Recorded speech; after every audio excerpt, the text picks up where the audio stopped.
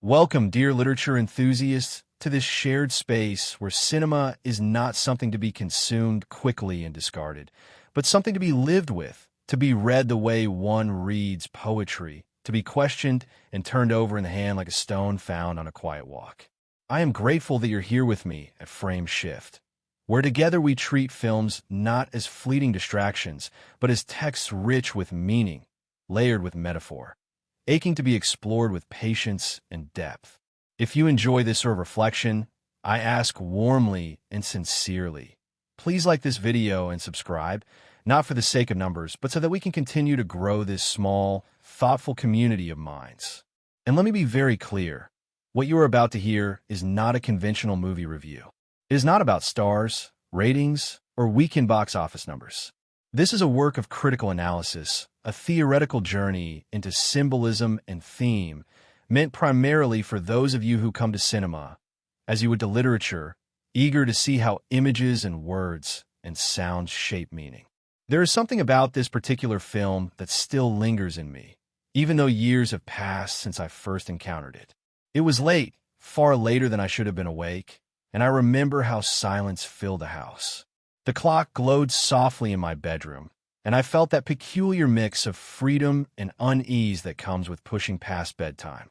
And then this story came onto the screen and changed forever the way I thought about the most ordinary act, falling asleep.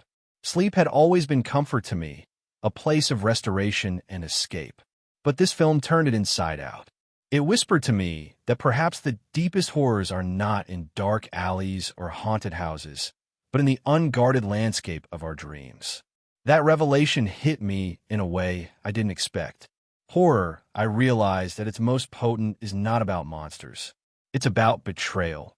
When the safe turns dangerous, when the inevitable becomes the enemy. I think often about how much of our lives are spent in unconsciousness, and how literature has long treated dreams as more than passing phantoms. Homer tells of gods speaking through them. Shakespeare bends them into metaphors of reality itself. Freud dissects them as the language of the unconscious. Watching this story unfold, I felt part of that lineage. I was watching a modern myth about the fragility of safety and the invasion of the psyche. The narrative did not need to explain itself with elaborate expositions. The very premise, that sleep could become the battlefield, was enough to open a chasm of meaning. It struck me that the real terror wasn't in claws or shadows, but in the inevitability that none of us can resist. Sooner or later, we must close our eyes. The story begins in a place so ordinary it could be anywhere. Rows of houses, suburban quiet, the illusion of stability. Teenagers move through this world with the same energy and restlessness that mark every coming-of-age tale. They laugh, they love, they struggle against parents who seem too distracted to understand. Everything feels safe, if a little claustrophobic, as though the greatest danger might only be boredom. But then, slowly, dreams creep in. Each of them begins to experience visions too vivid, nightmares so sharp they leave wounds that cannot be explained. And in those dreams, a figure stalks them, burned face, striped sweater, blades gleaming at his fingertips. He does not wait in the waking world. He waits in the one place they cannot defend, their sleep. The genius of this premise lies in its paradox. If they resist sleep, they unravel into exhaustion. If they surrender, they face annihilation. I remember watching those scenes as a teenager and feeling, for the first time, the fragility of my own body. We take for granted that sleep is safe. But what if it is not? What if the mind is no longer a refuge, but an ambush? That thought haunted me. I would stay awake after the movie ended, staring at the ceiling, wondering what it meant for the mind itself to betray me. As the narrative unfolds, it becomes clear that these are not isolated terrors, but part of a larger pattern. The teenagers' nightmares are connected, bound together by the presence of this figure, and their deaths in dreams bleed into their deaths in waking life. The story reveals, piece by piece, that the figure haunting them is not random, but rooted in history, tied to the community itself, born of a violence adults had buried. That revelation always struck me as profound. The sins of one generation crashing into the lives of the next, the illusion of suburban peace built over hidden rot. It reminded me of Greek tragedies, where the crimes of parents demand payment from their children, where silence is as dangerous as violence itself. The suspense spirals, friends are lost, and the line between dream and reality dissolves until it becomes impossible to know which world the characters inhabit. This blurring is where the film finds its true power. More than once I found myself asking, along with the characters, is this real? Am I awake? That question is terrifying not only because of the narrative stakes, but because it cuts into the act of watching itself. Isn't all cinema a kind of dream? We sit in darkness, surrender our senses to flickering images, and allow ourselves to be carried into unreality. To realize that even in a dream, we might not be safe, is to realize that storytelling itself has the power to unmoor us from certainty. And yet, beneath the terror, there is resilience. At the center of this nightmare stands a young woman who refuses to be consumed. She experiments, she strategizes, she confronts. In her defiance, I found something hopeful. The suggestion that even in dreams, even in unconsciousness, the human will can spark. Her strength reminded me that fear is not only about what threatens us, but also about what awakens us to our own resourcefulness. That is perhaps the greatest gift of horror, that in the heart of terror lies the revelation of strength we did not know we had. Even now, long after that first midnight viewing, I return to this film not only for its scares, but for its meanings. It is about the fragility of safety, the inevitability of betrayal, the way the unconscious carries history as much as desire. It is about the sins buried beneath manicured lawns and pastel curtains. It is about adolescence itself, when you begin to realize the world is more dangerous, more complex than you were told. And it is about dreams, which literature has always known are never just dreams. The twists and turns of the plot keep you riveted. Friends turning into victims, the villain growing stronger as fear deepens, the boundary between reality and nightmare stretching thinner and thinner until it snaps. But what keeps the story alive is not just its structure. It's the way it touches on truths that literature lovers will recognize immediately. That innocence is never unbroken, that safety is often an illusion, and that stories exist to make visible the terrors we prefer not to name. So here, as we set out on this deeper journey together, I invite you to think of this story not as a simple horror film, but as a modern fable, a dark myth dressed in suburban clothes. We will wander its corridors, look closely at its symbols, and listen to the whispers beneath its screams. And in doing so, we will discover that the true nightmare is not simply what lurks in dreams, but what those dreams reveal about who we are, what we fear, and how we live. Stay with me, dear friends, as we open our eyes to the shadows and step carefully into the dream. The story begins in darkness, and it is a kind of darkness that feels familiar, not the absence of light, but the absence of certainty. The opening is marked by sounds, the metallic scrape of something sharp being forged, the hiss of breath from somewhere unseen, the clumsy shuffle of footsteps echoing in a place that does not want to be revealed. From the very beginning, we are told without words that this is a world where danger lurks not in the obvious, but in the hidden corners, in the shadows that insist on staying shadows. The air feels heavier than it should, thick with menace, and then the story opens its eyes inside a dream. A young woman wanders through a boiler room, steam hissing around her, pipes stretching like veins across the walls. She is dressed in her nightgown, a detail that makes the intrusion of menace even more terrifying, because what should have been the safest space, her bed, has been invaded by something foreign. This figure who stalks her moves slowly, almost lazily, as though the hunt is more important than the capture. His face is hidden in darkness, but the hand tipped with blades gleams in the dim light. There's no explanation, no introduction, just an immediate thrust into fear. It is the kind of fear that doesn't need words. By the time she wakes, the audience has already learned the most important rule. What happens in dreams will not stay there. The body carries the marks of what the mind suffers.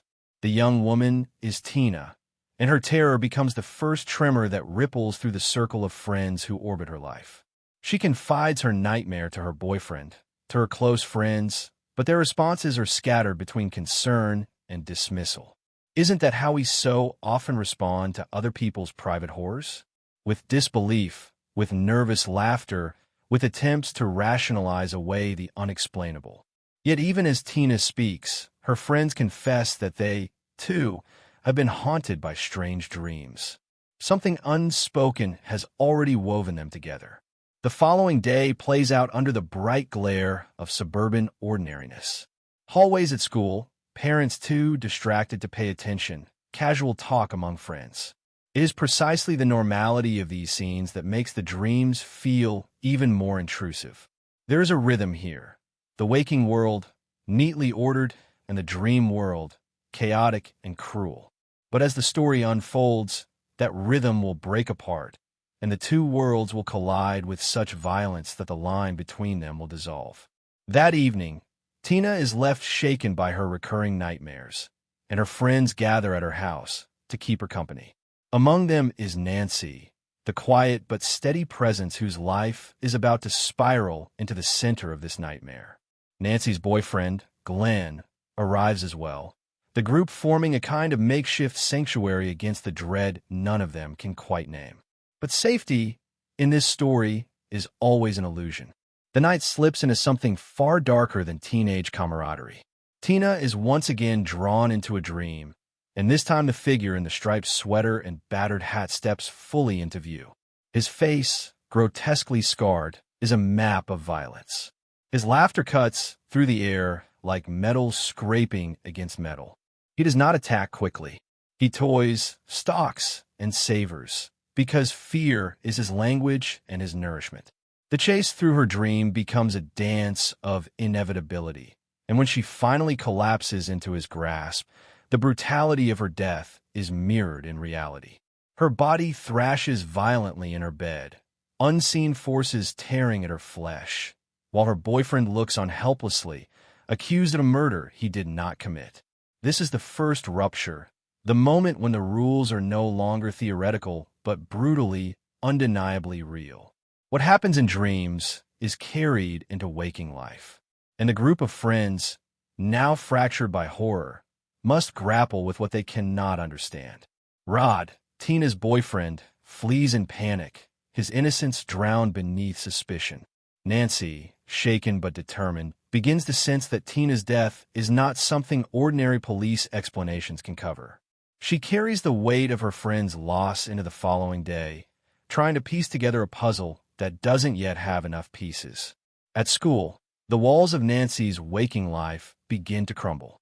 Exhausted from sleepless nights, she drifts during class and slips into a dream against her will. The classroom dissolves, the hallways darken, and once again the scarred figure intrudes. He whispers her name, stretching it into a mockery, and she runs, chased through spaces that shift and warp as dreams do. When she burns her own arm on a hot pipe, and then wakes to find the marks still seared into her flesh, the truth becomes undeniable. The dream world is not separate. It bleeds, it scars, it kills. The fear that follows is not just terror of the dream figure. It is terror of her own body's betrayal. Sleep becomes her enemy, but how long can anyone fight against it? She tries to stay awake, gulping coffee, splashing water on her face, but exhaustion is merciless. I can almost feel the heaviness of her eyelids, the way the mind begins to wander against willpower, how quickly minutes can blur into hours when you're trying to hold yourself against nature. That tension between the need for rest and the dread of surrender is what makes every scene throb with anxiety. Rod, still on the run, is caught by the police and thrown into a cell, but even behind bars he is not safe. Nancy, fearing what she already suspects, begs to see him, but the adults, parents, officers, teachers dismiss her words. Their blindness is almost as frightening as the figure himself. They cling to rational explanations because to admit the truth would be too unbearable. But in the shadows of the jail cell, Rod falls asleep, and there is nothing to shield him. The figure strikes again, this time with cruel efficiency, leaving Rod hang by his own bedsheets. A death that looks like suicide, but is anything but. Now the circle of friends has shrunk even further, each death tightening the grip of dread. Nancy and Glenn remain, their bond strengthened by shared terror, though Glenn too struggles to accept the full weight of what Nancy insists is real. Parents hover, trying to control, to dismiss, to rationalize, but their denial only isolates Nancy more. She is a young woman carrying knowledge too heavy for her age, forced to confront something that no adult around her is willing to see. Her determination, however, begins to harden. She experiments with staying awake for days at a time, her body showing the strain, her mind drifting in and out of hallucinations. There are moments when she catches herself speaking too quickly, eyes wild, try to explain what no one will believe. And yet, beneath her exhaustion, there is resilience. She's the only one willing to name the truth.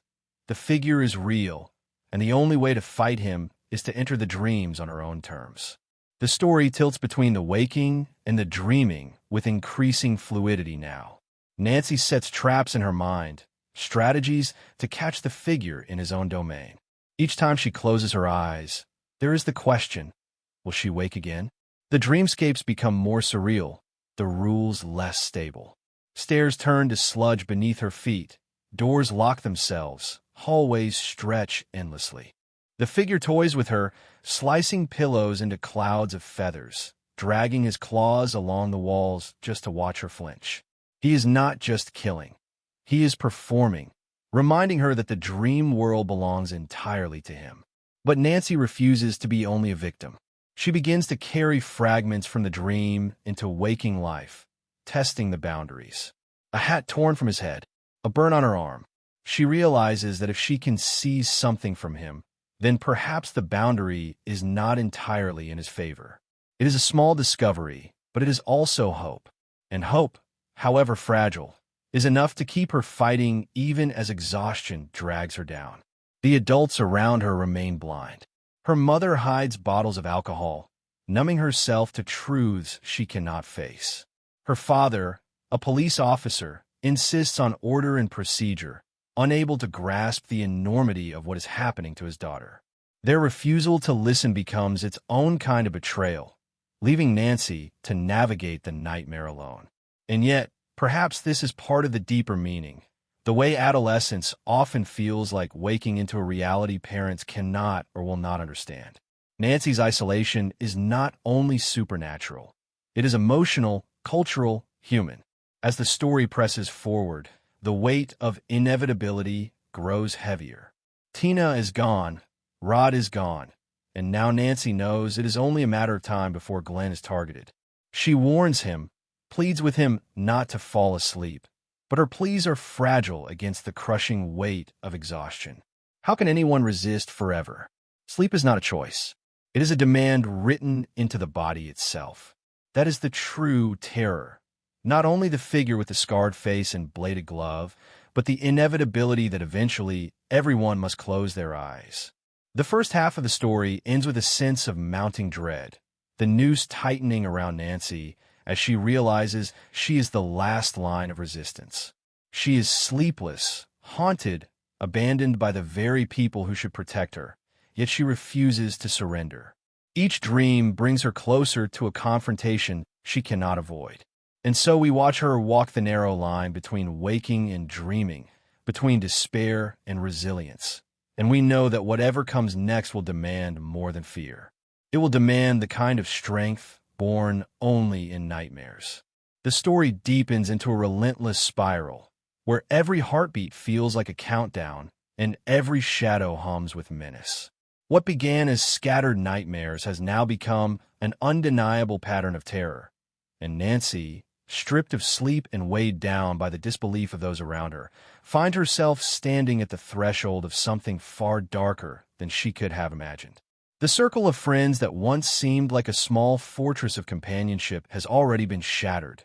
Tina gone, Rod gone, and though Glenn still remains, he too teeters on the fragile edge of survival. Nancy knows that she cannot count on the adults around her, not her weary mother clutching her bottles of liquor, not her father whose badge blinds him to truths that fall outside order and law. She is only herself, her determination, and the fragments of hope she can clutch between waking and dream. The hours grow heavier, dragging Nancy toward an inevitability she can no longer avoid. Sleep is not merely temptation, it is necessity, written into her blood and bone. She staggers through her days like someone straddling two realities, and in truth, that is exactly what she is. The waking world no longer feels solid. Every sound, every reflection, every shadow in the corner of her eye threatens to melt into nightmare. Her arms tremble from exhaustion, her eyes burn, her speech carries the wild urgency of someone who knows she is running out of time. Still, she keeps moving because she knows that surrender means death. The figure haunts her more directly now. He is no longer content with the shadows of Tina or Rod. His voice finds her in classrooms, his laugh echoes down hallways, his gloved fingers scrape along the walls of her mind. And yet, Nancy begins to recognize something beneath the terror: rules. The figure may control dreams, but he is not omnipotent. There are limits, cracks, and places where his power flickers. It is in these glimpses that Nancy begins to shape her plan. If she can see something from him, if she can drag it back into waking life, then maybe, just maybe, he is not untouchable. Her experiments confirm this. She wakes from one nightmare, clutching his filthy hat, proof that the dream is not a sealed world. Her mother tries to dismiss it, calling it nonsense, but the name scrawled inside, his name, marks the hat as something undeniable. Nancy confronts her mother, demands to know the truth, and it is here that the story reveals a hidden history. Her mother's voice trembles, her eyes flicker with shame, as she tells Nancy what the community had buried. Years ago, this man had been a predator who preyed on children. He was captured, yes, but through failures in the system, he was released. And so, the parents of the neighborhood had taken justice into their own hands. They burned him alive in a boiler room, a secret vigilante execution meant to wipe the slate clean. They thought it was finished, but sins never stay buried. Now, the ghost of their vengeance has returned, exacting payment from their children in the one place no wall can protect: their dreams. This revelation crashes through Nancy's mind like thunder. It is not only a nightmare she faces, it is an inheritance, a generational curse born from her parents' hidden violence. The very adults who dismissed her fears, who insisted she was imagining things, are the ones whose actions invited this terror into her life. The betrayal of trust is as sharp as the blades on the figure's glove. For Nancy, the fight becomes more than survival. It becomes a confrontation with the legacy of her own family, a struggle to sever the chain that binds her to the sins of the past. Armed with this knowledge, Nancy throws herself into preparation.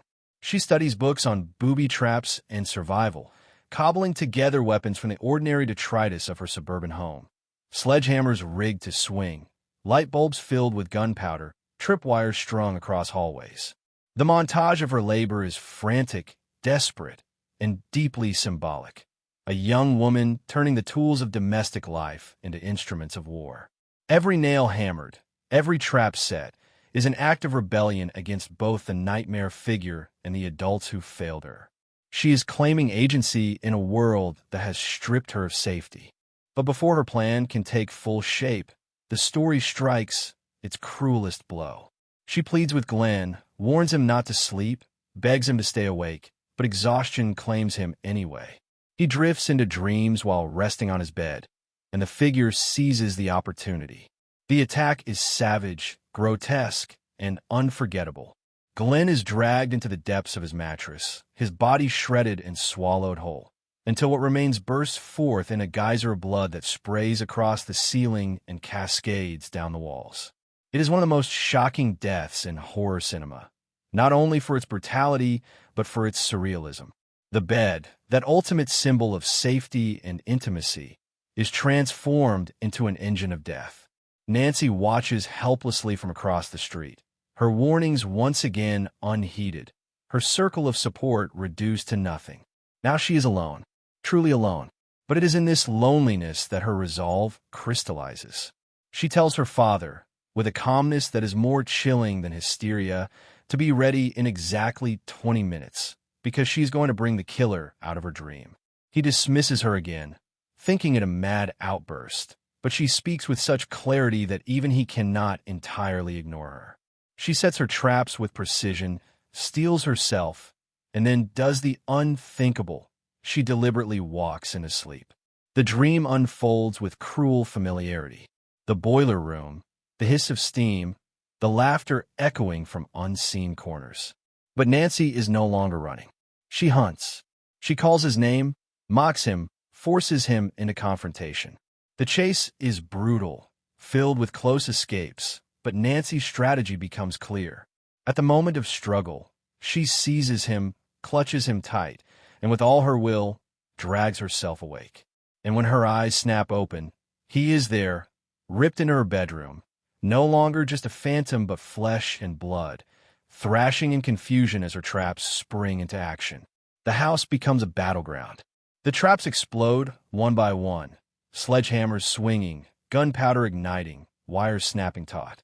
The figure, wounded and enraged, stumbles and falls, but he does not die easily.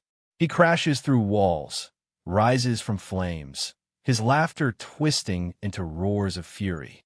Nancy fights with everything she has, dragging him through the traps until finally she drives him into the basement, where she sets him ablaze just as her parents once did.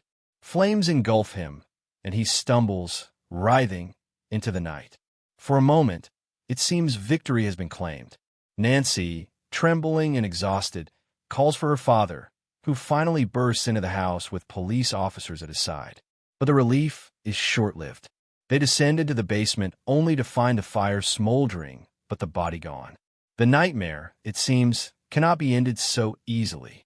Nancy races upstairs, and there she finds the figure once more, looming over her mother. In a grotesque spectacle, he drags her mother's body into the bed, her screams fading as she is swallowed whole by the mattress itself. The bed seals shut, leaving only silence. Her father watches in disbelief, unable to process what he has seen. The nightmare has now consumed not only the children, but the adults who birthed it. And then, in a moment of clarity, Nancy realizes something profound. The figure has fed on fear from the beginning. He has mocked, toyed, and tormented, but always it is terror that gives him strength. If fear is his weapon, then perhaps the refusal to fear can be hers. She stands tall, her voice steady, and declares that she is no longer afraid of him. She turns her back, denying him the power of her terror. His laughter falters, his form flickers, and then he dissolves into nothingness, leaving Nancy alone in the room. The next moment feels like awakening. Morning light spills across the house, soft and warm. Nancy steps outside into the brightness of a suburban street that looks untouched, idyllic once again. Her friends appear, alive and smiling, climbing into a car as though nothing had happened. Even her mother greets her, sober and calm, the weight of secrets gone. For a heartbeat, it feels as though the nightmare has ended, as though life has reset. But horror is rarely so merciful. As Nancy climbs into the car with her friends, the mood shifts. The car roof slams shut on its own, trapping them inside. The vehicle speeds away without control, and her friend's laughter twists into screams. Her mother waves goodbye, oblivious, until suddenly she is seized from behind by the same gloved hand that has haunted the story from the beginning. She is yanked through the front door with brutal finality, leaving the suburban facade shattered once again. The dream is not ended, or perhaps it never will. The story closes on ambiguity, a blur between dream and waking that offers no certainty, no resolution that can be trusted. Has Nancy triumphed by denying fear, or is she still caught in the endless labyrinth of nightmare? Are her friends alive, Or is this only the cruelest illusion yet? The final image lingers like the echo of laughter in an empty room, a reminder that horror does not end with the closing of eyes or the rising of the sun. It endures, waiting for the moment when exhaustion pulls us back into sleep. What began as the story of a few teenagers in a quiet suburban neighborhood has transformed into a parable of generational guilt, the betrayal of safety, and the fragile strength of resistance. The twists and climaxes of the tale pull us through terror and hope, despair and defiance, until we are left not with closure, but with questions. And perhaps that is the true resolution. Not certainty, but unease, the kind of unease that follows us into our own dreams, whispering that even there, in the place meant to be ours alone, we are not entirely safe. Nancy is the axis upon which the entire story turns, and it is her evolution that transforms the tale from a sequence of terrifying dreams into a meditation on survival, resilience, and a fragile bridge between adolescence and adulthood. At the beginning, she is not set apart from her peers in any obvious way. She is quiet, thoughtful, and cautious, a teenager who moves through her suburban life with the same rhythms as her friends. She is not the loudest voice in the room, not the most reckless, not the most daring. And yet, when a nightmare intrudes and begins to consume those around her, she reveals a strength that no one, not even she herself, knew she possessed. This transformation is the essence of her character arc, the awakening of will in the face of fear. Her earliest moments in the story place her in a secondary role. Tina is the one most haunted at first, Tina whose death ruptures the boundary between dream and waking. Nancy's role is to comfort, to listen, to offer presence when her friend feels unsafe. But when Tina is brutally torn from life, Nancy becomes the inheritor of the nightmare. She could have retreated into denial, as her parents and the adults around her do, but instead she leans into the truth. The dream is real. The killer is real. And if no one else will face him, she must. It is in this decision that Nancy separates herself from the rest of her circle. Courage, in her case, is not the absence of fear, but the refusal to look away. What fascinates me most about Nancy is the way her strength develops not through some sudden burst of power, but through endurance. She does not discover a hidden talent. She does not wield supernatural gifts. What she has is determination, intellect, and resourcefulness. Her sleeplessness becomes both her torment and her training ground.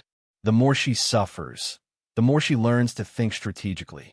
She begins to study her enemy, to test boundaries, to experiment with carrying objects from dreams into waking life. These are the acts of someone who refuses to remain a victim. Nancy becomes, in essence, a scholar of her own nightmare, using observation and reason to fight what seems beyond reason. The symbolism of her journey is profound. Nancy embodies the passage from adolescence into adulthood, not through the ordinary rites of school or romance, but through confrontation with terror and betrayal. Her parents cannot protect her. Her mother hides in alcohol. Her father hides behind procedure. The very generation that should have shielded her is revealed to be complicit in creating the evil she now faces. To survive, she must step into independence, into agency, crafting traps and strategies with her own hands. In this way, she becomes a figure of empowerment, a heroine not defined by brute strength but by will, intelligence, and the ability to endure when all others have fallen. Her confrontation with the nightmare figure is not merely physical but symbolic. She discovers, by the end, that his power is rooted not in his claws or his laughter, but in fear itself. When she turns her back on him, when she withdraws her terror and refuses to feed him with it, he dissolves. This act is a moment of awakening, a declaration of autonomy. She no longer plays the role of prey. She redefines the rules of the game. That final act, refusal, becomes as powerful as any weapon. For me, Nancy stands as one of the most resonant characters in horror precisely because she teaches us that resilience often looks like stubbornness, like the refusal to be consumed by fear. Tina, though her life in the story is brief, occupies a vital symbolic role. She is the first to dream, the first to be stalked, the first to fall. Her death sets the tone for everything that follows, both in terms of terror and in terms of meaning. Tina represents vulnerability, the fragile innocence of adolescence shattered by violence. She is ordinary. Her worries are about relationships, friendships, the dramas of teenage life. She is not prepared for the intrusion of a nightmare, and that unpreparedness makes her victimhood all the more tragic. Her suffering is not only her own, but becomes the spark that ignites Nancy's transformation. In this way, Tina is both character and catalyst, the embodiment of innocence betrayed. Rod, Tina's boyfriend, embodies another facet of the story's themes. He is quick-tempered, misunderstood, and often written off by adults as trouble. His character is shaped by suspicion and prejudice, and when Tina dies, he becomes the scapegoat. His frantic protestations of innocence fall on deaf ears, because the adults are eager for an explanation that fits into their world of law and order. The irony, of course, is that Rod is telling the truth as much as he understands it. He did not kill Tina, but he cannot explain what truly happened. His imprisonment and subsequent death show how systems fail those who are vulnerable. Rod is as much a victim of the nightmare figure as he is of the adult world's blindness. His life ends not because he lacked courage, but because he lacked the support that might have saved him. Glenn, Nancy's boyfriend, represents a different tension. He is loyal, well-meaning, and protective, but he is also skeptical. He does not fully believe in Nancy's warnings until it is too late. His tragedy lies in his inability to grasp the seriousness of the nightmare. He embodies the familiar archetype of the young man who thinks he has more control than he truly does. His death, so grotesque, so surreal, swallowed into the very bed that should have kept him safe, becomes a symbol of what happens when complacency meets inevitability. Glenn, despite his affection for Nancy, fails to meet her in her strength. His disbelief is not malicious, but it is fatal. He becomes the lesson that inaction and doubt can be as deadly as fear itself. And then there are the parents, who occupy a role as chilling as the nightmare figure himself. Nancy's mother is a woman drowning in her own guilt, numbing herself with alcohol, incapable of facing the truth of her past. She insists on locking Nancy inside the house, believing that physical barriers can protect her from a threat that ignores walls and doors. Her denial becomes a prison for her daughter. There is tragedy in her blindness, but also culpability. She is one of the parents who carried out the vigilante justice that gave rise to this haunting. Her attempts to dismiss Nancy's fears are not merely ignorance, but avoidance of guilt. In her, we see how adults often pass their unacknowledged sins onto their children. Nancy's father, a police officer, represents another form of denial. He clings to procedure, to the belief that the world can be controlled through law and evidence. When Rod is accused, he sees only a criminal, not a frightened boy caught in something larger than himself. When Nancy speaks of dreams that kill, he cannot bring himself to listen. His badge, his authority, his trust in rational order blind him to the truth. In the end, he is forced to witness what Nancy had been telling him all along, but by then it is too late. His arc is a portrait of authority undone, a man who fails to protect his daughter because he cannot imagine a reality outside the boundaries of his training. The nightmare figure himself is the darkest mirror of them all. He is both man and myth, rooted in a history of violence, yet transformed into something larger than death. His scarred face and bladed glove are grotesque, but his true horror lies in his nature. He is a predator of vulnerability, a killer who strikes when the body is most defenseless. Sleep, that universal necessity, becomes his hunting ground. His cruelty is not only in killing, but in tormenting, mocking, savoring the fear he provokes. He embodies the sins of the past, crimes committed, justice perverted, vengeance executed outside the law. He is the shadow of a community's guilt, returning not against the guilty, but against their children. In him, Horror is both personal and cultural. He is the monster born of buried violence, and his hunger is sustained by fear itself. Symbolically, he represents more than one thing. On the surface, he is the supernatural killer, but beneath that, he is the embodiment of generational trauma, the sins of parents visited upon their children. He is also the manifestation of adolescence itself, the intrusion of fear, confusion, and danger into a life that once seemed safe. His invasion of dreams speaks to the violation of the psyche, the corruption of innocence, the inescapability of fear. He is not just a villain. He is an idea. That is what makes him endure, not only in the story, but in cultural memory. Even the secondary characters, the teachers, the policemen, the neighbors, contribute to the thematic texture. They are the chorus of denial, the voices that insist everything can be explained away, the figures who represent how society resists facing its own darkness. Their presence is a reminder that horror is not only in the supernatural figure, but in the blindness of communities unwilling to acknowledge what festers beneath their surfaces. Together, these characters create a tapestry of meaning.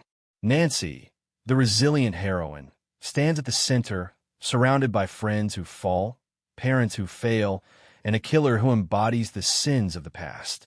Each character reflects a facet of the story's larger themes: innocence betrayed, authority blind, guilt buried, fear weaponized. They are not merely pieces of a horror plot, but symbols woven into a narrative about adolescence, community, and the unconscious. What makes the story so enduring is not only the terror of its nightmares, but the resonance of its characters. They are archetypes and individuals, symbols and people, myth and memory all at once. In Nancy, we see resilience. In Tina, vulnerability. In Rod, injustice. In Glenn, complacency. In the parents, betrayal. And in the nightmare figure, the shadow that binds them all. This is why the story endures. Not because of its gore or its shocks, but because its characters embody truths that linger long after the credits fade, truths about fear, about responsibility, and about the fragile strength we discover when the world turns against us.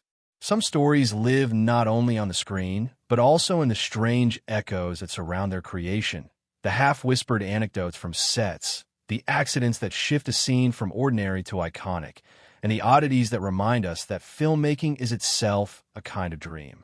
The tale we know from this film: nightmares bleeding into waking life, teenagers fighting shadows in their sleep, would not be the same without the peculiar, the bizarre, and the downright inexplicable stories from behind the curtain.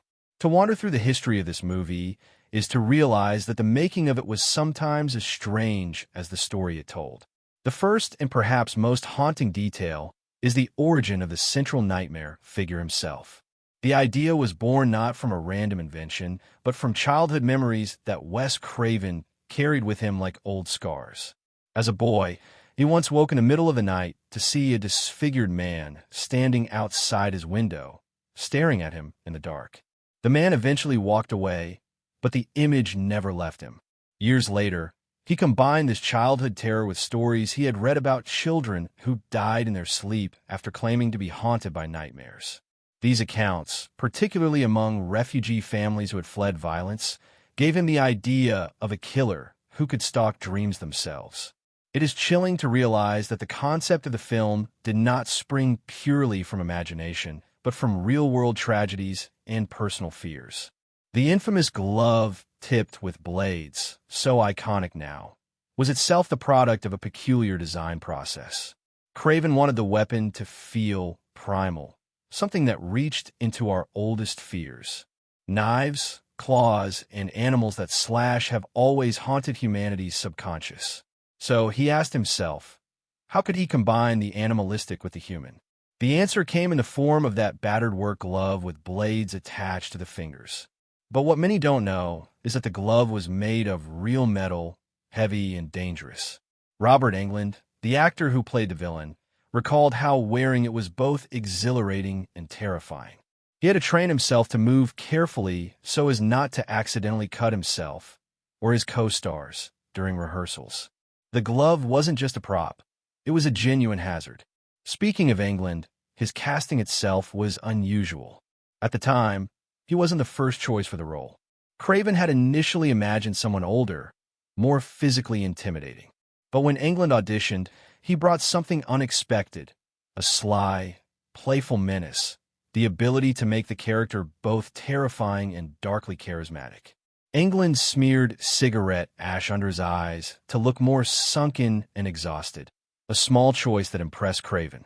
The role that would define Englund's career might never have been his if not for that strange, almost desperate attempt to appear more frightening in a simple audition. The casting of Nancy was also touched by peculiar circumstance. Heather Langenkamp was relatively unknown when she auditioned, competing against dozens of young actresses. What set her apart was not just her talent, but her ordinariness. Craven wanted someone who looked like a real teenager, not a polished Hollywood starlet. Langenkamp's naturalness, her lack of glamour, became her strength. And yet, behind the scenes, she was juggling her university studies, often rushing between classes and auditions. The image of the ordinary girl next door was not manufactured. It was real, born from a young woman trying to balance schoolwork with the chaos of becoming a horror icon. Johnny Depp's introduction to Hollywood through this film remains one of the strangest and most serendipitous facts. Depp had no real acting experience at the time and had not even intended to audition. He accompanied a friend to the casting call, more out of curiosity than ambition. But when Wes Craven's daughter saw him waiting, she told her father that Depp was the one he had cast. Craven listened, and that decision launched Depp's career. Imagine the alternate universe in which Depp never appeared, where his first role wasn't as Nancy's boyfriend, swallowed into a geyser of blood. The entire trajectory of modern cinema might look different, and that geyser of blood itself? The scene was as strange to film as it was to watch. The effect was created using a rotating room set. The bed was bolted to the ceiling, and the room itself was turned upside down so that when thousands of gallons of fake blood, a mixture of water and food dye, were poured in, would fall upward onto the ceiling. But the strangeness didn't end there. The weight of the liquid caused electrical equipment to short-circuit, sparking dangerously. Crew members were drenched, slipping and falling as they tried to regain control. What appears on screen as a seamless spectacle was, in reality, a chaotic accident with people scrambling in knee-deep pools of red dye. The set had to be abandoned after the shoot because it was so badly damaged. The rotating room was also used in another memorable sequence, Tina's death. In that scene, her body is flung around the bedroom, slammed against the ceiling, and dragged up walls by an unseen force. To achieve this, the crew built a set that could rotate 360 degrees, securing the camera so that it moved in sync. The effect made it appear that Tina was defying gravity, but what many don't realize is how terrifying it was to film. The actress, Amanda Wyss, was strapped in, and as the set rotated, she struggled to keep her bearings. Crew members recounted that even though they knew it was safe, the sight of her screaming as she rolled across the walls of an upside-down room was unnerving. For her, the disorientation was genuine, her fear not entirely acting. There were smaller, stranger accidents, too. During one shoot, Englund fell asleep in the makeup chair, still wearing the full prosthetics of the burned face. There were smaller, stranger accidents, too. During one shoot, Englund fell asleep in the makeup chair, still wearing the full prosthetics of the burned face. When he woke, he startled a crew member who thought, for a brief moment, that the nightmare figure had stepped off the set into reality. Another time, the glove was misplaced, and panic swept through production because it had been left, of all places, on the roof of a car.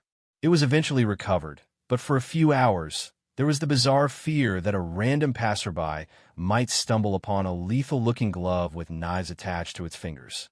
The makeup process itself was another odd ritual. Englund would sit for hours as layers of latex and paint were applied to his face, the smell of chemicals filling the air. What made it strange was not only the length, but the inspiration. The design was partly modeled after photographs of burn victims, But Craven also instructed the makeup team to distort Englund's face in ways that echoed meat being cooked. The effect was nauseating but effective. Englund described how he avoided mirrors during filming because the sight of himself in full makeup was so disturbing that it unsettled him more than he wanted to admit. Money was always tight, and that scarcity produced its own strange stories. New Line Cinema, the studio behind the film, was teetering on the brink of collapse at the time. The success or failure of this one movie would determine whether the company survived. Crew members worked long hours for low pay, sometimes improvising props from whatever they could find. One legend says that when the fake blood budget ran low, they thinned the mixture with water so much that it began to smell sour, forcing actors to endure scenes coated in sticky, foul-smelling liquid. The desperation of the production, oddly enough, became part of its energy. People knew they were working on something that could make or break their careers, and that intensity fed the film's raw edge. Another peculiar fact lies in the sound design. The eerie screeches of the glove scraping against metal were not created digitally, but with everyday objects. Sound designers dragged actual steel across surfaces, amplifying the recordings until they became shrill, unnatural.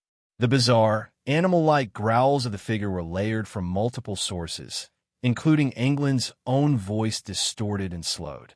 Even the simple sound of a child's jump rope, a recurring motif, was recorded in a real schoolyard, capturing the faint echo of laughter that drifts eerily beneath the chant. These choices, though simple, created a soundscape that still unsettles decades later. Some moments during filming felt cursed, at least according to the stories told by crew. Lights would flicker unexpectedly. Equipment broke without explanation. On one occasion, a camera jammed repeatedly during a crucial shot, forcing the crew to stop for hours until it inexplicably began working again.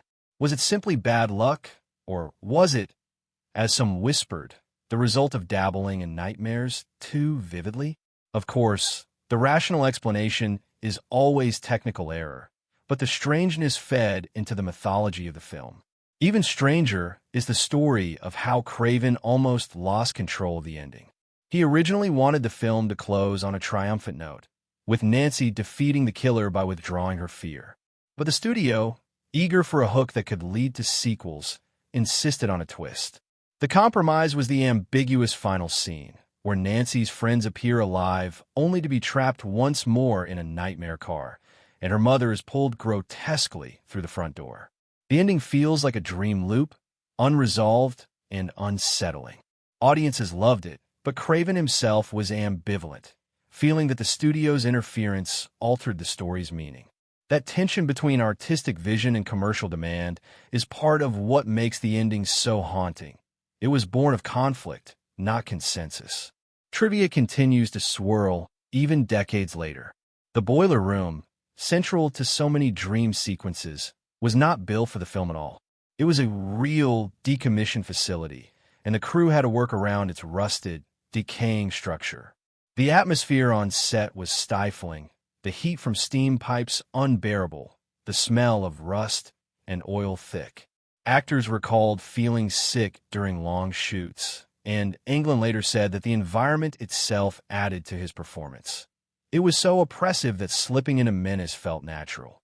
And then there is the strange fact of how quickly the film shifted from obscurity to legend. When it premiered, no one expected it to become a cultural milestone. Yet its imagery, the striped sweater, the glove, the rhyme, seeped almost immediately into popular culture. Within months, children were chanting the eerie song on playgrounds. Parents were debating its violent content, and horror fans are declaring it one of the most original ideas in decades.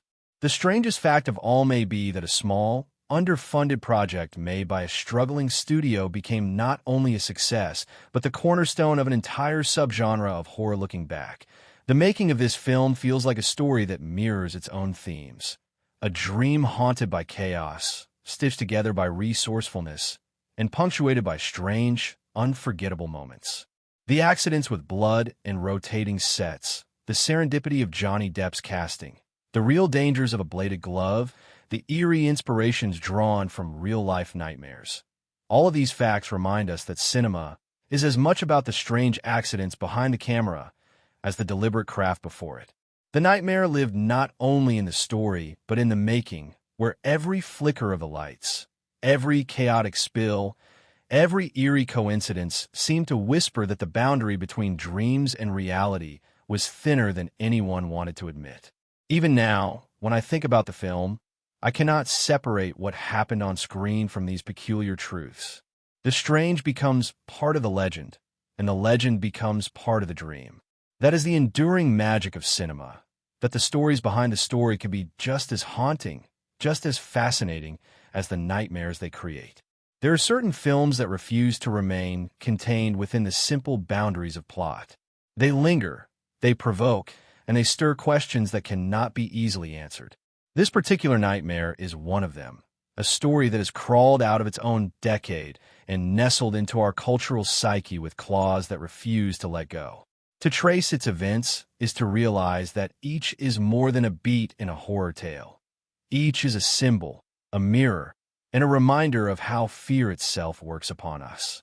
The significance of the film's events lies not only in what they depict, but in how they resonate, and the critical perspectives that emerge from them reveal why this movie is still discussed with reverence decades later. The story's opening moments already set the tone for everything that follows, and from a critical standpoint, they are among the most important. We are dropped not into daylight, but into darkness, into the claustrophobic confines of a boiler room. The clanging of metal, the hiss of steam, and the scraping of blades being prepared form a soundscape that is less about exposition and more about immersion. Critics have long noted how unusual this choice was for the time.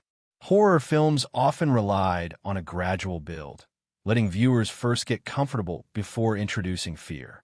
But here, terror is immediate, primal, and disorienting. Thematically, this choice tells us that the world of dreams has no preamble. It simply is. We are plunged into the unconscious, and the rules of logic do not apply. This beginning foreshadows the entire film's aesthetic, one where fear is not a distant threat, but an immediate, intimate presence.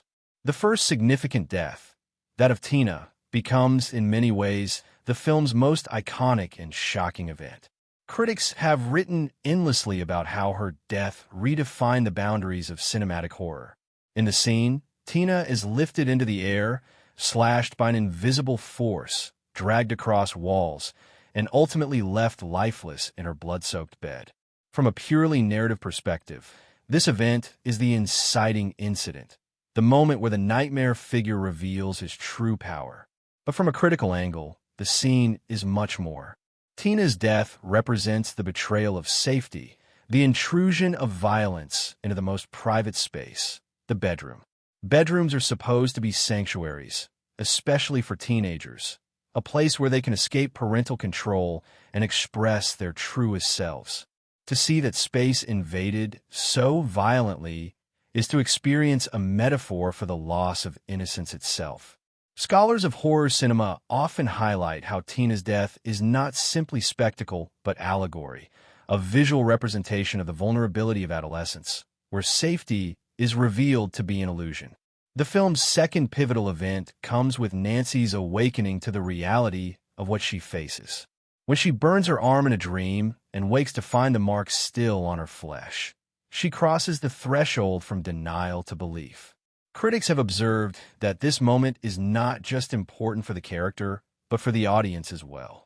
Until this point, viewers might still entertain the possibility that everything happening is metaphorical, that the nightmare figure is nothing more than a dream. But the burn mark is proof. It confirms the collapsing of boundaries between dream and reality. Thematically, this speaks to a broader truth. The traumas of the unconscious do not remain buried. They surface. They scar. They make themselves known in waking life, whether we acknowledge them or not. From a critical perspective, this event captures one of the film's most resonant ideas, that the psyche cannot be contained, and the nightmares we try to ignore will eventually erupt into our lives. Rod's death in his jail cell deepens this resonance. Strangled in his sleep, he becomes another victim of the nightmare figure's power. But his death carries additional layers of meaning. Rod is not only killed by the dream, but also by society's failure to protect him. Wrongly accused of Tina's murder, he is locked away, dismissed as guilty before the truth can be revealed.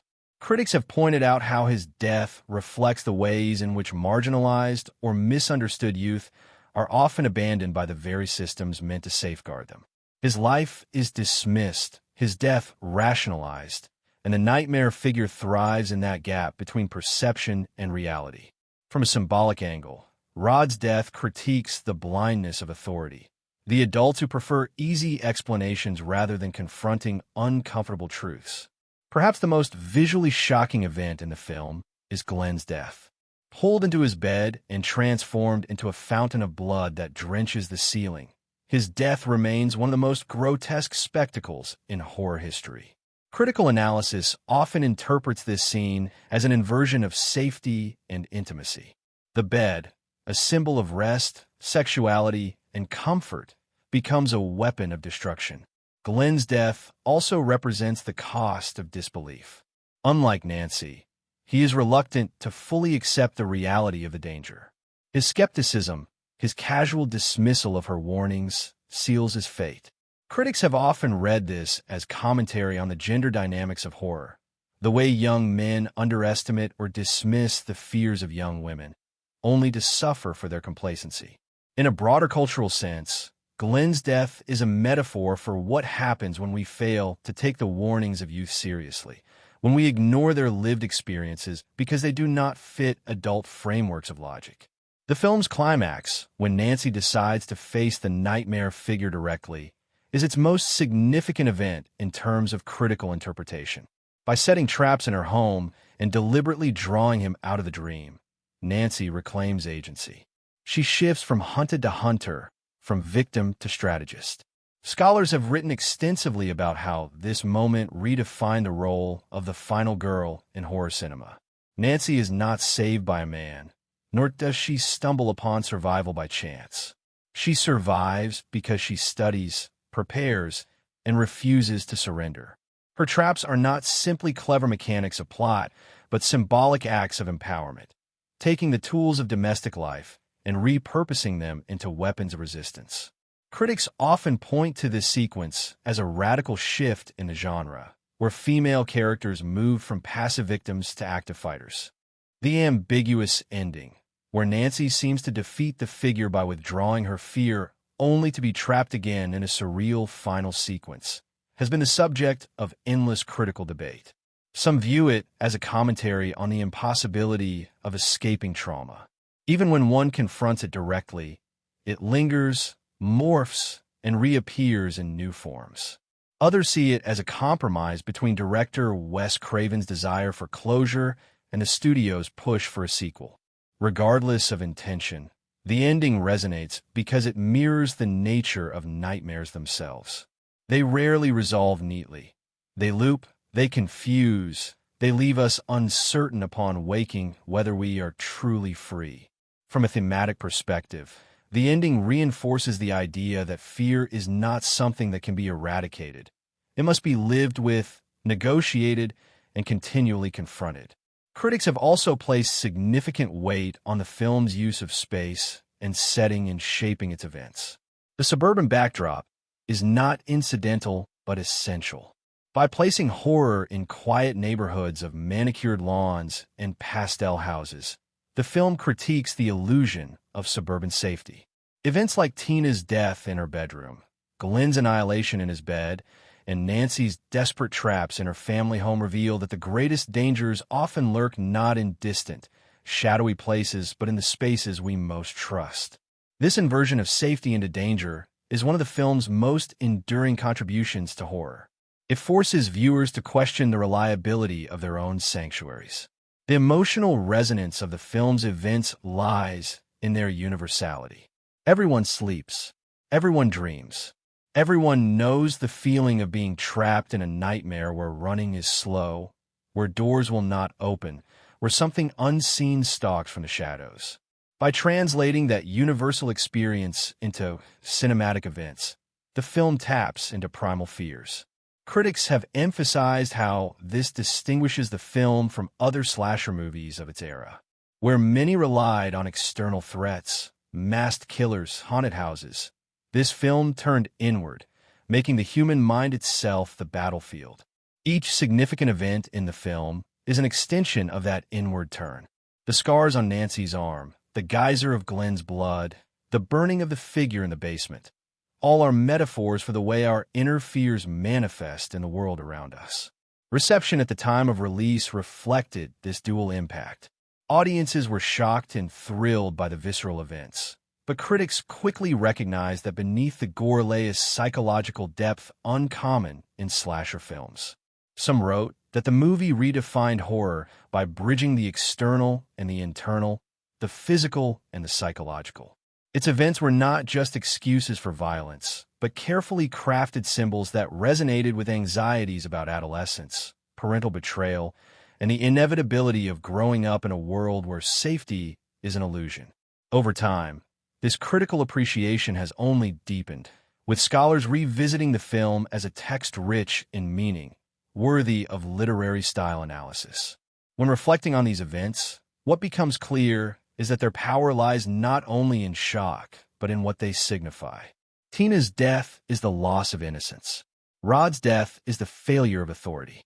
Glenn's death is the cost of disbelief. Nancy's confrontation is the triumph of resilience. And the ending is the reminder that trauma does not vanish. It lingers. Together, these events form a tapestry of meaning that elevates the film beyond its genre. They resonate not only as horror, but as allegory, as cultural critique, as emotional truth. And so, when one looks back on the story, what lingers is not just the memory of blood or screams, but the recognition of what those images symbolize. They're about fear, yes, but also about the way fear shapes identity, the way it exposes the fractures in families and communities, the way it forces individuals to discover strengths they never knew they had. Each event, when seen through critical eyes, becomes a chapter in that larger narrative, a reminder that horror is not only about what frightens us, but about what it reveals. It reveals who listens and who denies, who fights and who falters, who survives and who is consumed. That is the enduring resonance of this nightmare. It is a story of fear, but more importantly, it is a story of what fear teaches us. The making of a film often feels like a dream in itself, a space where artifice and reality blur, where accidents transform into symbols, and where ordinary days on set give rise to legends that outlive the people who live them. With this particular story, that dreamlike quality seems even more pronounced. After all, it is a film about the porous line between sleeping and waking, and the circumstances of its creation mirrored that theme in uncanny ways. The strangeness of what happened behind the camera often feels inseparable from what ended up on the screen, as though the nightmare it depicted seeped outward into its own production.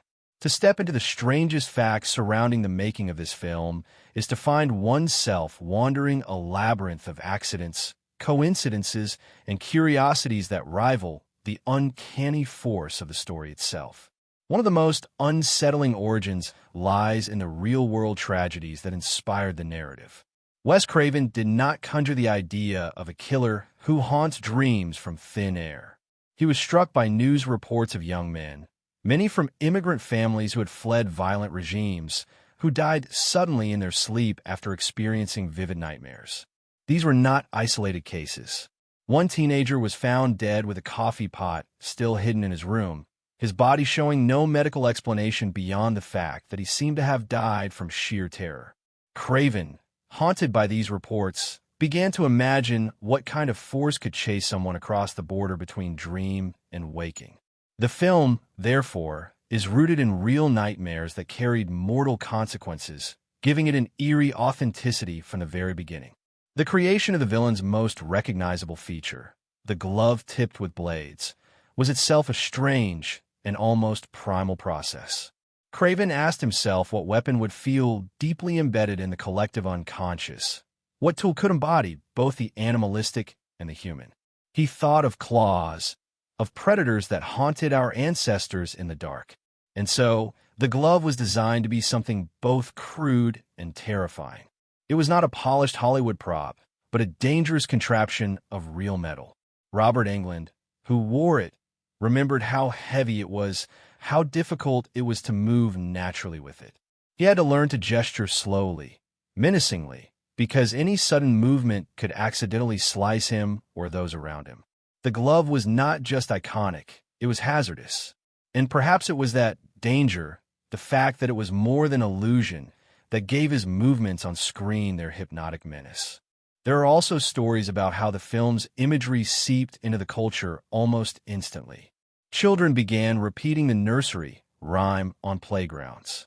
Teenagers dared each other to stay awake, mimicking the characters. Parents, disturbed by its violence, debated whether it should be banned. For such a small film, made on such a tight budget, to provoke that level of reaction was extraordinary. Critics at the time dismissed many slasher films as forgettable, but this one, with its dream logic and eerie inventiveness, was recognized as something more. Looking back, what makes all these facts so strange is how they seem to mirror the film's themes. The chaos of blood flooding a set echoes the uncontrollable eruptions of violence in dreams. The missing glove mirrors the fear of a weapon slipping into reality. The rotating room, disorienting actors and crew alike, feels like stepping into the dream world itself. Even the studio's financial desperation mirrors the film's narrative of survival against odds. The strangeness of the production was not incidental. It was woven into the fabric of the story being told. And perhaps that is why the film endures. It is not simply that it told a frightening story. It is that the story seemed to bleed into reality, shaping the circumstances of its own making. Every accident, every oddity, every little piece of trivia feels like another stitch in the patchwork of its legend. From a child who died in his sleep clutching a coffee pot, to the director's daughter who chose Johnny Depp by instinct, to the crew members drenched in fake blood while lights sparked around them. The making of the film is as much a nightmare as the film itself. To think of it now is to see how porous the boundary is between art and life. The strangest facts remind us that cinema is not created in sterile laboratories, but in the messy, unpredictable world of human effort. Nightmares are stitched from accidents, legends born from coincidences, icons forged from desperation. And this film, perhaps more than most, carries those truths like hidden scars beneath its skin. Watching it today, you can still feel them. The weight of the glove, the chaos of the blood flood, the eerie echo of children's voices, whispering that the line between dream and reality has never been as solid as we'd like to believe. The first thing that strikes you when you look closely at this film is how insistently it refuses to behave like just another horror story. So many of its peers from the same era leaned heavily on formula.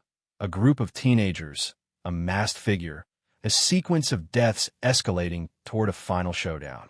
On the surface, this film appears to inhabit that same formula, and yet every major event bends the conventions, twisting them into something deeper and more enduring. Each shocking moment is not only a beat of terror, but also a point of commentary, a mirror held up to the anxieties of its time, and a meditation on the vulnerability of the human psyche. The film's staying power rests on this layering of meanings, and critics have never stopped probing it, returning again and again to the significance of its events. The opening sequence is often discussed as one of the most effective introductions in horror cinema. Rather than situating the audience in the safety of ordinary suburban life first, it begins with a dream. The boiler room setting, the hiss of steam, the clang of pipes, and the rasp of blades being sharpened set a stage that feels both industrial and hellish. This choice is radical because it throws viewers directly into the unconscious. Film scholars often emphasize how this opening functions as a thesis statement. What you see will not obey the rules of waking life. By beginning in dream logic, the movie destabilizes the viewer before the narrative even begins. It has been noted in psychological readings that the boiler room resembles an archetypal underworld, a descent into the shadow self where repressed violence waits. The dream world is not just a backdrop. It is a metaphor for the darker recesses of the collective mind. Tina's nightmare, and her subsequent death, marked the film's first truly significant event, one that critics return to repeatedly. Her vision of the scarred man chasing her through a labyrinth of pipes may seem like standard horror spectacle, but what follows transforms the scene into something unforgettable. When she is attacked in her bed, her body flung across walls and ceiling by an invisible force, the horror is not merely in her death, but in the setting, the bedroom. Critics have long noted how the bedroom, traditionally coded as a safe and intimate space, especially for teenagers, becomes the site of ultimate violation. What happens to Tina is more than murder. It is the corruption of privacy, the stripping away of innocence. The scene has been read through feminist criticism as an allegory for the ways in which young women's spaces are invaded and their bodies controlled by forces beyond their choosing. It has also been viewed through the lens of cultural critique, a challenge to the illusion of suburban security. A neighborhood of manicured lawns and tidy homes cannot protect its children from what festers beneath. The aftermath of Tina's death also deserves attention. Rod, her boyfriend, is accused of the crime. The police and the adults see only what they want to see: a troubled youth, a delinquent, the perfect scapegoat. Critics often highlight how Rod's fate reflects the failures of authority. He knows he is innocent, but his protests are drowned by the system's eagerness to find a rational explanation. From a thematic perspective, this reflects the blindness of adults throughout the film. The real threat is supernatural, rooted in a history the parents have buried. But rather than confront this, they pin blame on the nearest convenient figure. Rod's eventual death in his jail cell, strangled in his sleep, reinforces the critique. He has failed twice, first by a community that condemns him unjustly, and then by a dream predator he cannot escape. Nancy's role grows more pronounced with each event. Her discovery that harm in dreams manifests in waking life. When she burns her arm in the boiler room and wakes with a mark, stands as one of the story's most pivotal points. Critics often describe this moment as the film's crossing of the Rubicon. It removes any lingering doubt for both Nancy and the audience that the dream world is inseparably bound to reality. Casting choices added their own peculiarities.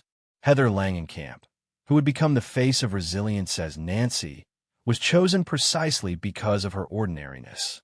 Craven wanted someone who looked like the kind of girl who might live next door, not a polished star. But while she appeared ordinary on screen, her real life was a balancing act of extraordinary demands. She was still studying at the time, often rushing between university classes and the film set, living in two worlds as if she herself were straddling the border between waking and dream. Her exhaustion, visible in the film, was not always acting. It was life bleeding into performance. Then there is Johnny Depp, whose entry into film history is one of the strangest and most serendipitous stories of all. Depp had not even planned to audition. He came to accompany a friend, but while sitting in the waiting area, he caught the attention of Craven's teenage daughter.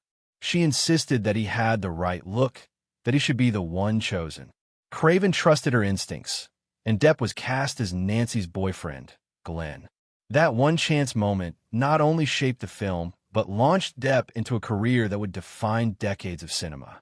To think of it, that an offhand recommendation by a director's daughter altered the trajectory of film history, is the kind of strange fact that feels almost like destiny. Glenn's death itself, one of the most shocking spectacles in horror cinema, was born out of chaos on set. To create the effect of him being swallowed into his bed and transformed into a fountain of blood that drenches the ceiling, the crew built a rotating room. The bed was bolted to what was actually the ceiling, and when thousands of gallons of dyed water were poured in, gravity did the rest. But what no one expected was how unpredictable the effect would be. The liquid's weight caused electrical equipment to short-circuit.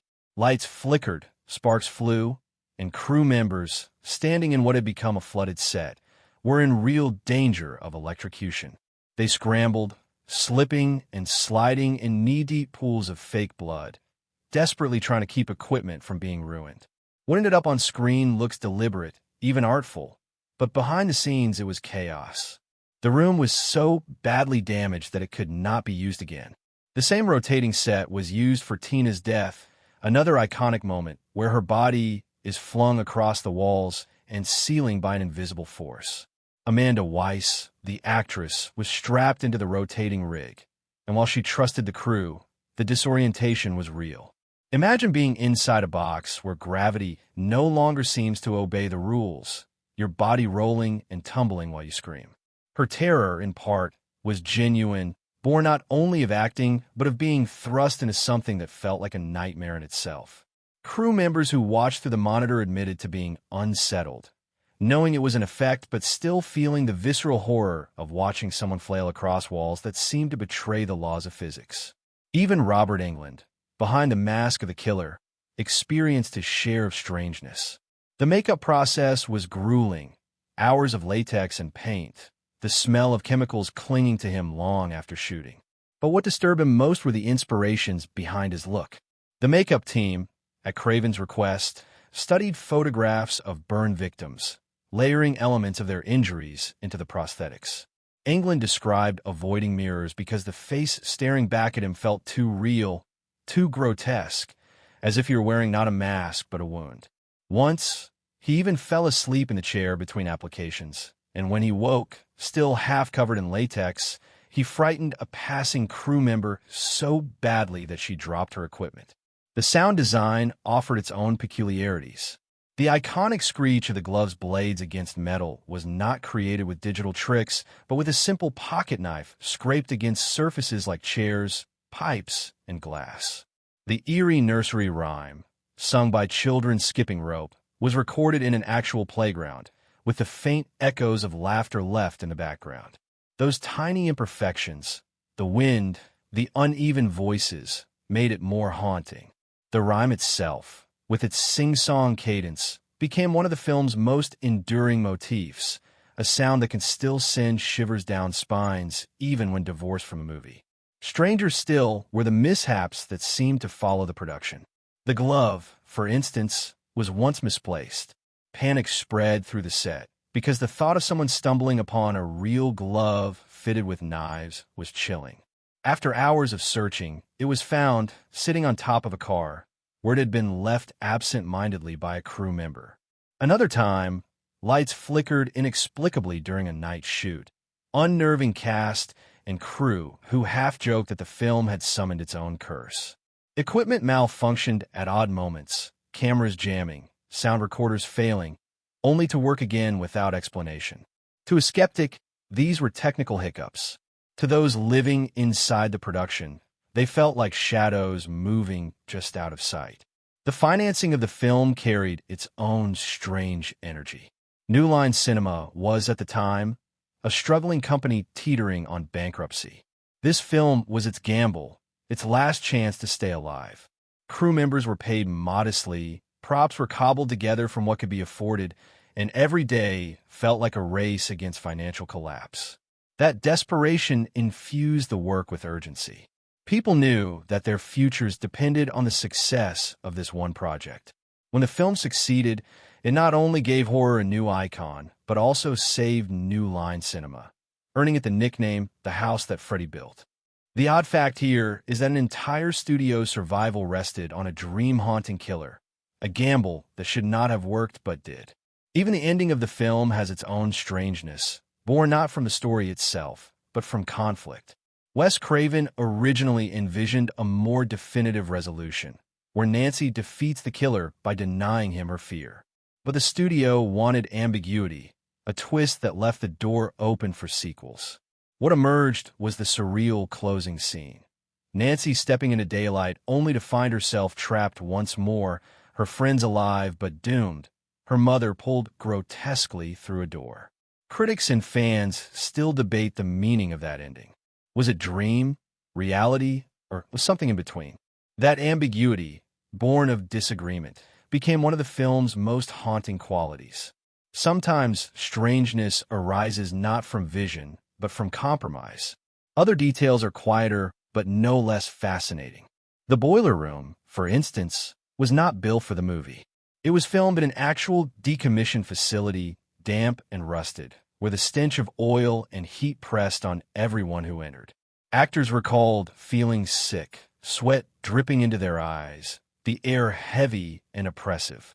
Englund later said that the environment itself gave him power, that he didn't have to act menacing because the space made menace feel natural. The room was as much a character as the actors. There are also stories about how the film's imagery seeped into the culture almost instantly. Children began repeating the nursery rhyme on playgrounds. Teenagers dared each other to stay awake, mimicking the characters. Parents, disturbed by its violence, debated whether it should be banned. For such a small film, made on such a tight budget, to provoke that level of reaction was extraordinary. Symbolically, this moment carries immense weight. It illustrates the principle that trauma, no matter how unreal it may seem at the time, leaves scars. Dreams are not contained, they bleed outward. Psychological readings have seized on this event as a metaphor for repressed memory and generational trauma. What is experienced in the hidden, unconscious spaces does not stay buried. It erupts into the present. Nancy's attempts to stay awake, gulping coffee, splashing water on her face, rigging alarms, are often analyzed as a reflection of adolescence itself. She is caught between childhood dependency and adult independence, fighting battles her parents cannot even comprehend. Critics have emphasized the irony that while adults warn teenagers against sleepless rebellion in real life, here sleeplessness becomes the only means of survival. Nancy's insomnia is heroic, not reckless. From a broader perspective, her struggle to resist sleep has been read as symbolic of resisting conformity. Sleep, in this sense, becomes a metaphor for surrendering to the roles imposed by family and society. Nancy's refusal to sleep is her refusal to accept inherited silence. The death of Glenn, Nancy's boyfriend, has entered cinematic history as one of the most shocking sequences of its era. His body being sucked into his bed and erupting into a geyser of blood splattering across the ceiling is at once grotesque and surreal.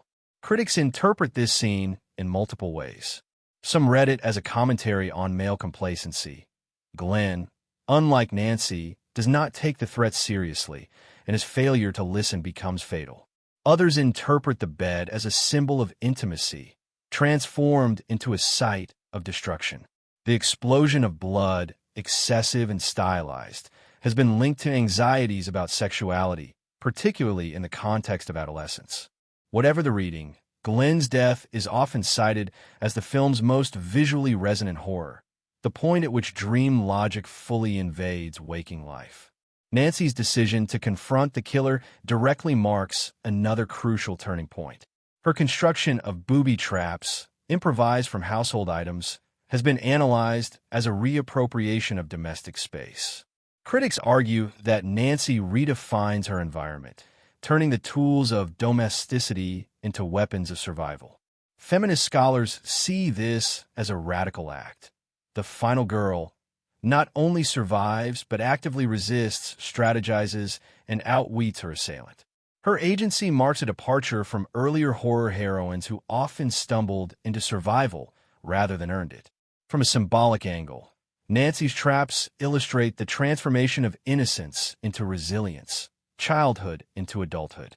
The climax, where Nancy pulls the figure from her dream into waking reality, blurs the lines between the two worlds completely. Critics emphasize how this moment embodies the central metaphor of the film. The unconscious cannot be contained. What haunts us internally will always find its way into external reality. The ensuing chase through the house, where Nancy's traps spring one by one, has been described as both exhilarating and deeply unsettling. It is a battle not only for Nancy's life, but for control over the narrative itself. She wrests agency away from the dream predator and rewrites the script of victimhood. And then there is the ending, one of the most debated in horror cinema. Nancy's realization that the killer feeds on fear and her subsequent act of denying that fear resonates as a moment of empowerment. Critics have interpreted this as a metaphor for confronting trauma, refusing to be defined by it, refusing to give it power. Yet the final twist, where Nancy appears to awaken into a perfect morning only to be trapped once more in a nightmare, complicates the victory. Some view it as the studio's imposition, a forced ambiguity designed to set up sequels. Others see it as thematically consistent. Trauma cannot be banished with a single act of will. It lingers, it mutates, it reemerges when least expected. The ambiguity forces the audience to sit with uncertainty, mirroring the way nightmares linger even after waking.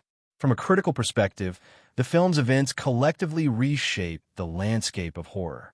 Each death is not simply spectacle, but symbol. Tina's death is innocence betrayed. Rod's is authority's blindness. Glenn's is the price of disbelief. Nancy's battles are the emergence of resilience. Even the parents' actions, revealing their vigilante killing of the predator years before, are events loaded with critique. They symbolize the sins of one generation being visited upon the next, the inability of adults to contain the consequences of their choices. Critics often point out that the parents' refusal to face their guilt mirrors the broader cultural denial of uncomfortable truths. The children inherit not only their homes, but their nightmares. The emotional resonance of these events lies in their universality. Everyone dreams. Everyone knows the helplessness of being trapped in a nightmare where legs won't move, where screams are swallowed, where something stalks unseen. By dramatizing these experiences, the film taps into primal fears that transcend time and culture. Critics have emphasized that this is why the film endures while many of its contemporaries have faded. It does not rely solely on shock or gore, but on the deep unease of recognizing our own vulnerabilities. The reception at the time of release was shaped heavily by these events. Audiences were shaken by the sheer inventiveness of the deaths, but critics recognized something more, a story that used horror tropes as allegory. Reviews noted how the film tapped into anxieties about adolescence, sexuality, and the failure of adult authority. Over time, academic criticism expanded these insights, situating the film as a text that bridges psychology and culture. The events are not isolated scares. They are chapters in a broader commentary on fear, trauma, and survival. Taken together, the critical perspectives on these events reveal a work that is as much about meaning as it is about menace. Each significant moment functions as both narrative driver and symbolic gesture. The film's impact lies in this duality, its ability to terrify while also provoking reflection. The thematic resonance is undeniable. Fear as inheritance, trauma as inescapable, resilience as discovery. These are the truths the film lays bare, truths that critics continue to unearth with every retelling. And so, the events that make up this nightmare do more than frighten. They teach, they warn, they expose. They show us that bedrooms are not always safe, that authority is not always reliable, that trauma is not easily erased, and that resilience is found not in the absence of fear, but in the refusal to let fear define us. That is why the film remains essential, why its events continue to ripple through culture and criticism alike. Its nightmares are unforgettable because they are not only imagined.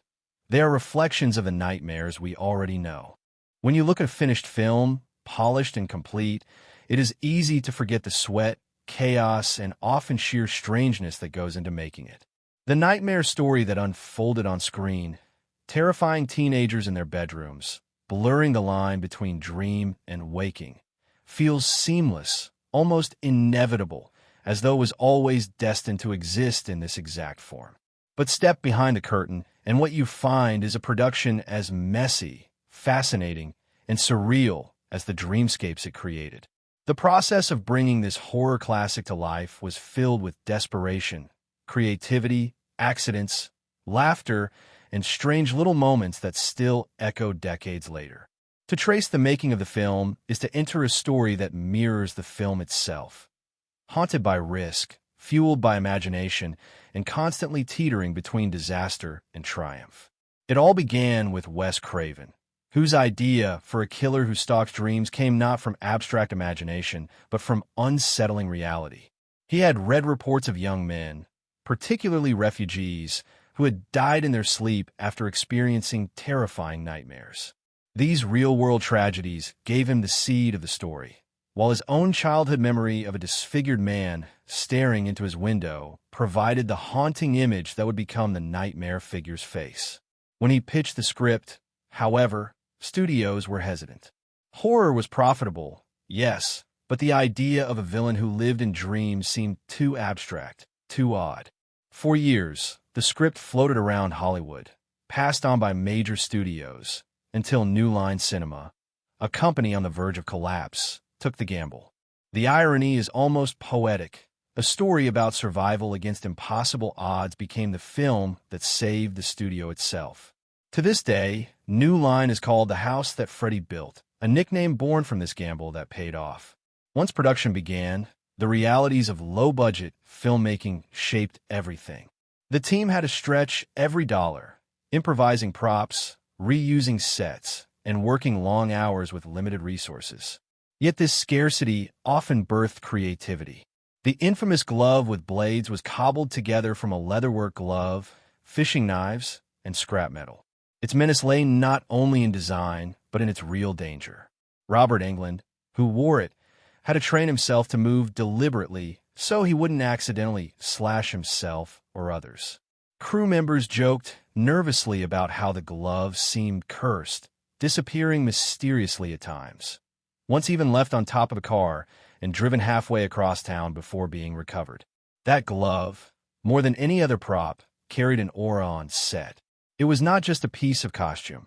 It felt like an artifact of menace. Englund himself brought peculiar energy to the role. He was not the first choice. Craven originally imagined someone older, more hulking, but Englund won the role by leaning into slyness and theatricality. He smeared cigarette ash under his eyes at the audition to look exhausted and dangerous. Once in costume, covered in latex prosthetics that took hours to apply, he often stayed in character between takes. Crew members recall how unsettling it was to walk into the makeup trailer and find him sitting silently, staring with that burned, grotesque face. One even admitted she dropped a tray of equipment the first time she saw him asleep in full makeup, his chest rising and falling like some monstrous thing that had crawled off the screen. The makeup process itself was grueling. Inspired partly by photographs of burned victims, the team layered latex, paint, and gelatin to create the scarred look. The smell of chemicals hung in the air for hours. Englund described how he would avoid mirrors, not wanting to catch a glimpse of himself and feel unsettled. He later admitted that the makeup helped him inhabit the role, that the weight and discomfort pushed him into the villain's cruelty. There is something fitting in this. That pain and effort behind the scenes fed directly into the menace of the performance. Heather Langenkamp, cast as Nancy, brought a very different energy. She was relatively unknown, still balancing her university studies with acting. Her ordinariness, the fact that she looked like a real teenager rather than a polished Hollywood starlet, was exactly what Craven wanted. Yet her exhaustion on screen was not always acting. She spent long nights shooting, then rushed to study during the day. The bags under her eyes, the weary determination in her face, were as real as they were performed. She has since spoken about how surreal it felt to live in two worlds, one of lectures and exams, the other of blood, screams, and dreamscapes. In some strange way, her life mirrored her characters, caught between the safety of ordinary life and the chaos of a nightmare intruding. And then there was Johnny Depp. His casting is one of the most serendipitous stories in film history. Depp was not even meant to audition. He accompanied a friend to the casting call, but Wes Craven's teenage daughter noticed him in the waiting area. She told her father, "That's the one." Craven, trusting her instinct, gave Depp the part of Glenn. The irony is staggering. A future Hollywood icon launched not by industry calculation, but by a teenager's instinctive choice. On set, Depp was quiet, almost shy, unsure of himself. His most infamous scene, being swallowed by his bed in a geyser of blood, was also one of the most chaotic sequences to film. The bed scene remains a legendary production story. To create it, the crew built a rotating room. The bed was bolted to what was technically the ceiling, and when they poured thousands of gallons of dyed water into the set, it cascaded downward. Though, on film, it looked as though it was rising. What no one anticipated was the chaos that followed. The liquid was heavier than expected, short-circuiting electrical equipment. Lights flickered, sparks flew, and the crew, suddenly drenched, feared electrocution. People scrambled in ankle-deep pools of sticky red water. The set was ruined. Yet out of that near disaster came one of the most haunting images in horror. The room exploding in a fountain of blood, surreal and unforgettable.